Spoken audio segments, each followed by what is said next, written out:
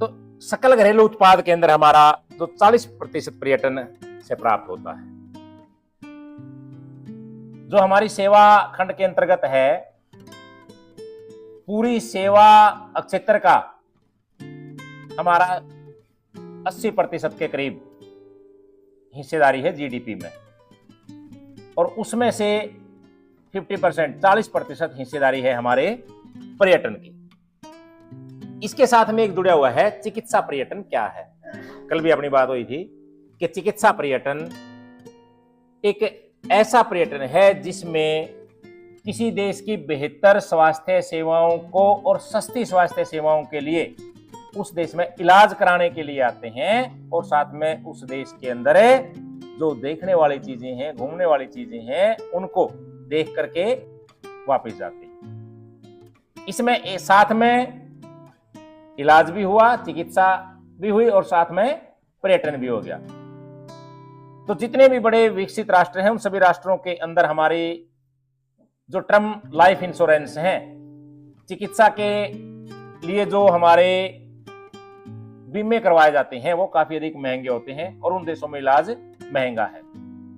इस कारण से वो लोग उन बेहतर स्वास्थ्य सेवाएं और सस्ती स्वास्थ्य सेवाओं की ओर, उन देशों की ओर रुख करते हैं। हमारे इस उपचार के लिए दूसरे देशों के अंदर अंतर्राष्ट्रीय स्तर के ऊपर इलाज के लिए जाना, वो पर्यटन, चिकित्सा पर्यटन कहलाता है। पूरे वर्ल्ड के अंदर कुछ देश ऐसे हैं जो इस क्षेत्र के अंदर उभरे हैं, उनमें स्वास्थ्य सेवाएं बेहतर हैं, सस्ती हैं, और विदेशों से इलाज करवाने के लिए आते हैं, जिसमें हमारा भारत इसमें प्रमुख है। इसके अतिरिक्त ऑस्ट्रेलिया है, न्यूजीलैंड है, जापान है, इंडोनेशिया है, सिंगापुर है। ये ऐसे देश हैं जो चिकित्सा पर्यटन के अंदर उभर करके आए हैं।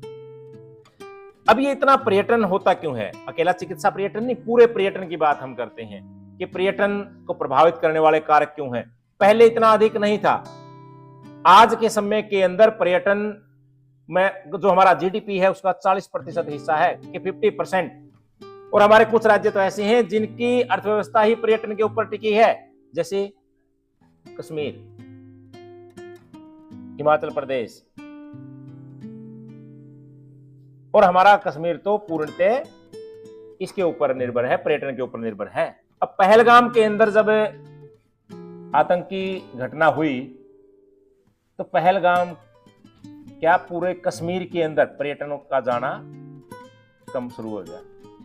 अब वहां की अर्थव्यवस्था के ऊपर इसका विपरीत असर पड़ेगा, प्रतिकूल असर पड़ना है, अर्थव्यवस्था डाउन जाएगी, क्योंकि वहां की जो अर्थव्यवस्था किस पर टिक रही है? पर्यटन के ऊपर।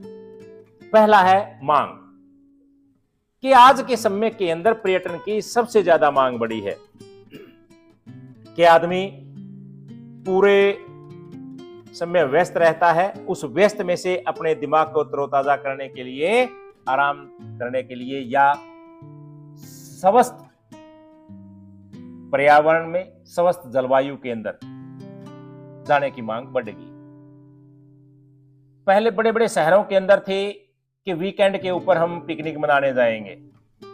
आज छोटे शहरों और ग्रामीण क्षेत्रों के अंदर भी है कि जब भी वीकेंड हुआ उस समय बच्चे परिवार के साथ में बाहर पिकनिक मनाने के लिए जाते हैं, कि पूरे वीक की जो थकान है वो एक दिन में उतारने के लिए जाते हैं। इससे उन क्षेत्रों के अंदर, इस पर्यटन के अंदर वो मांग बढ़ गई। विकसित परिवहन व्यवस्था, कि आज परिवहन व्यवस्था बड़ी विकसित है, और विकसित परिवहन व्यवस्था के बिना पर्यटन नहीं हो सकता। किसी दूसरी जगह के ऊपर जाने के लिए परिवहन के साधनों की आवश्यकता पड़ती है। यदि हमें आज बोल दें कि आपने पैदल शिमला जाना है, क्या हम शिमला पहुंच जाएंगे? और अब परिवहन व्यवस्था इतनी सुलभ है कि हम रेल के द्वारा या रोडवेज के द्वारा शिमला तक नेशनल हाईवे बनाया गया है। वन वे, डबल साइड रास्ता है, 2 लेन वे है। और हम वीकेंड के ऊपर यदि जाना चाहें तो हरियाणा से शिमला एक दिन के लिए जाकर आ जाएंगे, घूम फिर के आ जाएंगे। चंडीगढ़ चले जाएं, चंडीगढ़ जाएंगे, घूम फिर के आ जाएंगे। पहले कितने लोग वैष्णो देवी जाते थे, हरिद्वार जाते थे, हरिद्वार जाते थे और नीलकंठ पे कितने जाते थे? क्योंकि परिवहन के साधन इतने अधिक सुलभ नहीं थे, इतने अधिक नहीं थे। आज दिल्ली से कटरा के लिए, दिल्ली से शिमला के लिए रेलवे लाइन और सड़क परिवहन बहुत उन्नत अवस्था में है। और आज वैष्णो देवी के ऊपर श्रद्धालुओं की भीड़ कितनी लगती है। जो व्यक्ति नहीं जा पहुंच पाते थे धाम तक, तो उनके लिए वहां पर हेलीकॉप्टर सेवा उपलब्ध करवाई गई। अब जो चलने में भी ठीक नहीं थे, वो व्यक्ति भी वैष्णो देवी जाके दर्शन करके आते हैं, क्योंकि ट्रांसपोर्ट की सुविधा उपलब्ध है। अब जिन क्षेत्रों के अंदर ट्रांसपोर्ट की सुविधा उपलब्ध नहीं है, वो क्षेत्र पर्यटन से कटे हुए हैं, क्योंकि वहां पर पहुंचने का साधन ही नहीं है। लेकिन आज विकसित परिवहन व्यवस्था ने लोगों के मन में घूमने फिरने के लिए आजादी दी है कि हम कहीं पे भी आ जा सकते हैं। पैकेज व प्रबंधन, अब बहुत सारे लोग ऐसे हैं जिनको पता नहीं है कि हम कैसे जाएं, गाड़ी करनी पड़ेगी, टिकट बुक करनी पड़ेगी, ये करना पड़ेगा, जो एक झंझट महसूस करते थे, नहीं जाते थे। लेकिन आज बहुत सारे पैकेज और प्रबंधन वाली कंपनियां आ गई। मेक माई ट्रिप सुना होगा ना, ऐसी बहुत सारी कंपनियां आएगी जो सिर्फ आपने वहां पे पैसे देने हैं, बाकी सारा काम आपका वो करेंगे। आपकी टिकट बुक करनी है, आपके होटल बुक करने हैं, आगे की टिकटें बुक करनी है। अब जब इतनी आप नरवाना के अंदर जाएंगे ना, नरवाना में भी इस प्रकार की एजेंसीज खुली हुई है कि आप 25,000 रुपए दो और थाईलैंड का टूर बुक करवाओ। हमें कुछ नहीं करना, सारे का सारा काम पैकेज और प्रबंधन जो कंपनियां हैं वो करती हैं। इसलिए हम क्या है, टेंशन फ्री हैं। टिकट बुक होगी ना होगी, कन्फर्म होगी ना होगी, आगे होटल मिलेगा ना मिलेगा, खाना कैसा मिलेगा, पहले से निश्चित हो जाती हैं। जिसके कारण जिस व्यक्ति को ज्ञान नहीं है वो भी उन जगह के ऊपर पहुंच जाता है। ये थी हमारी 3 इसको प्रभावित करने वाले कारक कि मांग बढ़ी, विकसित परिवहन व्यवस्था हुई, पैकेज और प्रबंधन बढ़ा। इन तीनों चीजों के द्वारा हमारा पर्यटन अधिक विकसित हुआ है। अगर ये ना हो तो पर्यटन कम होगा। विश्व के प्रमुख पर्यटन क्षेत्र के विश्व में कहां पे पर्यटन क्षेत्र हैं। विश्व के प्रमुख पर्यटन क्षेत्रों की बात हम करेंगे कि जहां पे सबसे ज्यादा पर्यटक पहुंचते हैं। और सबसे ज्यादा पर्यटक कहां पे जाएंगे? जहां पे सुरक्षा हो, स्वस्थ जलवायु हो, उन क्षेत्रों के अंदर। साथ में सुरक्षा भी हो कि वहां पे कोई सुनामी ना आती हो, कोई बड़े टोर्नेडो तूफान भी ना आते हो, क्योंकि ऐसे आ जाएंगे, बार बार आते होंगे तो कोई जाना पसंद करेगा।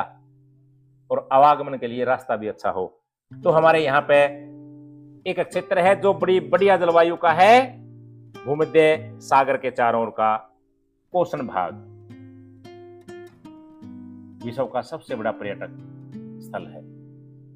भूमध्य सागर के चारों ओर, चाहे वो यूरोपीय देश हैं, चाहे वो अफ्रीकन देश हैं, ठंडे क्षेत्रों से बहुत सारे पर्यटक उस कोसन गर्म भाग के अंदर सर्दी के दिनों में जलवायु क्लाइमेट चेंज करने के लिए आते हैं। और दूसरा भाग है भारत का, गुजरात से कन्याकुमारी तक का हमारा पश्चिमी भाग, भारत का पश्चिमी तटीय भाग। हमारे यहां पर भी किसी प्रकार के ना तो चक्रवात आते हैं, ना सुनामी का खतरा है। और अक्टूबर से लेकर के और फरवरी तक बहुत बढ़िया क्लाइमेट के ठंडे क्षेत्रों से लोग यहाँ पे सर्दियां बिताने के लिए, कि उनके क्षेत्रों के अंदर सर्दियां अधिक हैं, उन सर्दियों को कम करने के लिए, गर्मी का एहसास लेने के लिए इन क्षेत्रों के ऊपर पहुंचते हैं, जिसमें हमारा गुजरात का तटीय क्षेत्र है, मुंबई महाराष्ट्र का तटीय क्षेत्र है, गोवा और केरल का तटीय क्षेत्र है। मैप के ऊपर देखें हम कि जो क्षेत्र हमारा ये वाला है, ये हमारा भूमध्य सागर के चारों ओर का है, चाहे वो यूरोपीय देश हो, चाहे वो अफ्रीकन देश हो। इसको दिखाई क्या है, चाहे वो अफ्रीकन देश हो। मैप के ऊपर देखना, ये भूमध्य सागर है, ये वाला,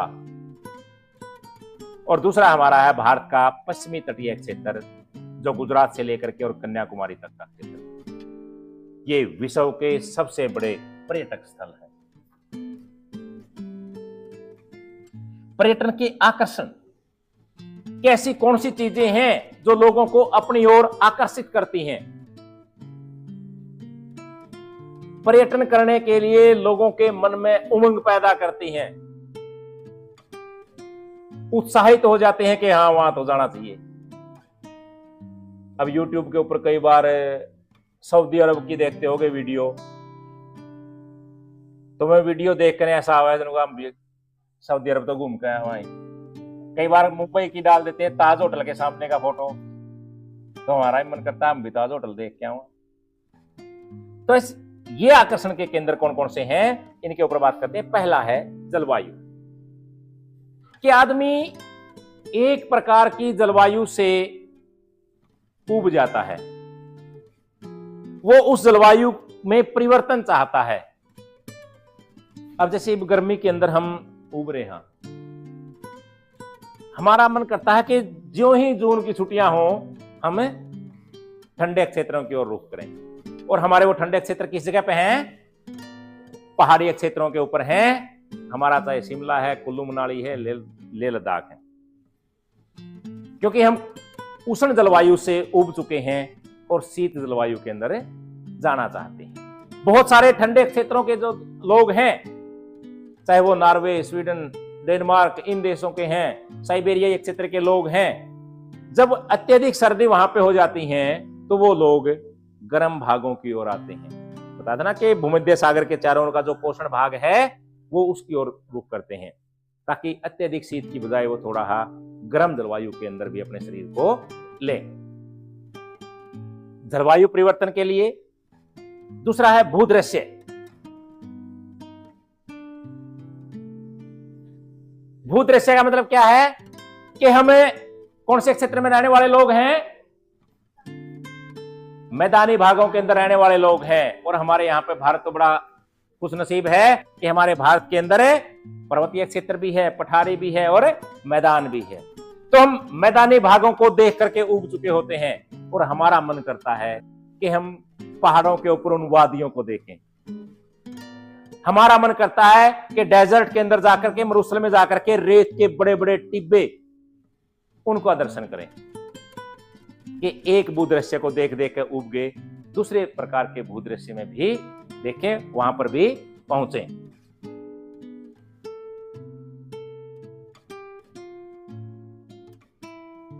तीसरा है इतिहास एवं स्थापत्य कला, कि बहुत सारे लोग हमारे इतिहास से संबंधित जानकारी एकत्रित करने के लालायित होते हैं। उनमें उनकी उत्सुकता होती है, जानने की इच्छा होती है कि वहां का इतिहास कैसा है, ताकि हम हमारे अतीत को जान करके आगे बढ़ें। वहां की स्थापत्य कला कैसी है, कि वहां पे जो भवन निर्माण सामग्री है, बड़े बड़े किले बनाए गए हैं, वो क्या है, कैसे हैं। अब हम जयपुर के अंदर जाएं, जोधपुर के अंदर जाएं, अब राजस्थान के अंदर ऐसा नहीं है कि सारा बड़े बड़े टिब्बे पाओगे, नहीं। केवल जैसलमेर, बाड़मेर के अंदर रेत के टिब्बे बहुत बड़े बड़े मिलते हैं। हमारा थार डेजर्ट वहां से शुरू होता है। जयपुर के अंदर जाएंगे तो हमें राजस्थान का आभास भी नहीं होगा, जोधपुर के अंदर जाएंगे राजस्थान का आभास भी नहीं होता। वहां किस लिए जाते हैं? कि वहां पे इतिहास, राजपूताना जो इतिहास है उसके लिए, या वहां पे उस समय बनाए गए बड़े बड़े किले, उनको देखने के लिए। वहां की जो भवन बनाने की कला थी वो किस प्रकार की थी। अब ताजमहल देखने के लिए जाते हैं, क्या है? शाहजहां ने मुमताज के लिए बनाया था, उसकी कब्र है बीच में। अब उस कब्र को देखने क्यों जाते हैं? क्योंकि वहां पर जो कला दिखा रखी है कारीगर ने, वो संगमरमर जो तराश करके लगाया गया है उसको देखने के लिए जाते हैं। दिल्ली में लाल किला देखने के लिए जाते हैं। हमारा इतिहास से संबंधित है कि हमारे मुगलों ने वहां पे बहुत से पीढ़ियों तक राज किया है, उसको देखते हैं। और वहां पर उसकी जो भवन निर्माण की कला है उसको देखने के लिए जाते हैं। तो बहुत सारे क्षेत्रों में हम इतिहास और स्थापत्य कला भी हमें प्रभावित करती है। तीसरा है संस्कृति और अर्थव्यवस्था, कि वहां बहुत सारे लोगों की रुचि होती है कि वहां की संस्कृति देखें। बहुत सारे यूट्यूब के अंदर देखा होगा, एक यूट्यूबर है, नाम तो मुझे पता नहीं, कि वो अफ्रीका के डेजर्ट के जो क्षेत्र हैं, सेरेंगेटी एक क्षेत्र है आदिवासी लोगों का, उन लोगों की संस्कृति देखने के लिए जा रहा है। उनको फिल्माता है कि ये कैसे जीवन यापन करते हैं, इनके जो सांस्कृतिक कार्यक्रम है किस प्रकार के हैं, विवाह शादी कैसे होती है।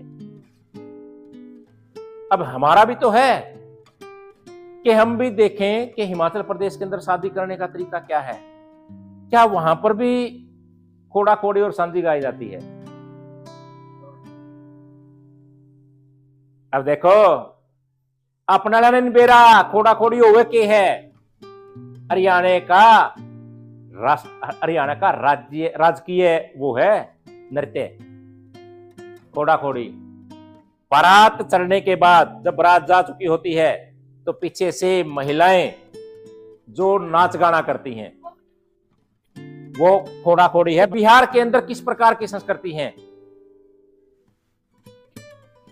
कि असम में किस प्रकार की संस्कृति है, तो वो संस्कृति देखने के लिए मन करता है कि हम वहां पे उनके प्रोग्राम को देखें, जांचें। और वहां की अर्थव्यवस्था किस चीज के ऊपर टिकी है। जैसे जम्मू कश्मीर की अर्थव्यवस्था पर्यटन के ऊपर टिकी है, हमारे हरियाणा की अर्थव्यवस्था एग्रीकल्चर के ऊपर टिकी है। वैसे तो पूरे भारत की अर्थव्यवस्था किस पर टिकी है? एग्रीकल्चर पर। लेकिन थाईलैंड है, थाईलैंड की अर्थव्यवस्था किस पे है? पूर्णतः पर्यटन के ऊपर है। अगर वहां पर पर्यटन बंद हो जाए तो वो भी खत्म हो जाएगी। अफ्रीका के अंदर एक देश है कि जो अर्थव्यवस्था है वो शराब के ऊपर टिकी है। अगर वहां पे शराब को बंद कर दिया जाए, शराब हटा दी जाए, तो उसकी अर्थव्यवस्था डाउन हो जाएगी। अब शराब क्या है? शराब नहीं है, शराब नदी का नाम है। शराब नदी का नाम है वहां की भाषा में। और उस देश की अर्थव्यवस्था उस नदी पर टिकी है क्योंकि वो एग्रीकल्चर बेस्ड है और एग्रीकल्चर को पानी पूरा उस शराब से मिलता है, नदी से मिलता है। यदि वह नदी सूख गई, अपनी अर्थव्यवस्था है एग्रीकल्चर के ऊपर टिकी है, जिस दिन अपनी नदी सूख गई गंगा, उतना अपनी अर्थव्यवस्था चौपट है। एक साल काल घेर दो, अकाल एक साल डाल दो, एक साल में ही डाउन हो जाएगी हमारी। तो इन अर्थव्यवस्थाओं को किस चीज के ऊपर कैसे टिकी है ये देखने के लिए